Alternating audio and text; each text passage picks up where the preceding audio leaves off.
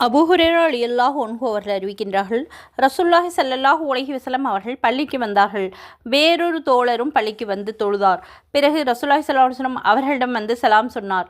நபி ஸல்லல்லாஹு அலைஹி வஸல்லம் அவர்கள் சலாமுக்கு பதில் கூறிவிட்டு, சென்று தொழுவீராக, ஏனென்றால் நீர் தொழவில்லை என்றார்கள். சென்று மீண்டும் தொழுதார்.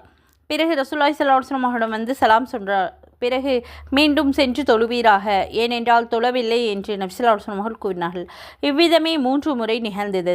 அந்த தோழர் உண்மையை கொண்டு தங்களை நபியாக அனுப்பிய அல்லாஹ்வின் மீது ஆணையாக, இதைவிட சிறந்த முறையில் எனக்கு தொழுக தெரியாது என்று எனக்கு தொழுகை கற்றுக் கொடுங்கள் என்றும் கூறினார்.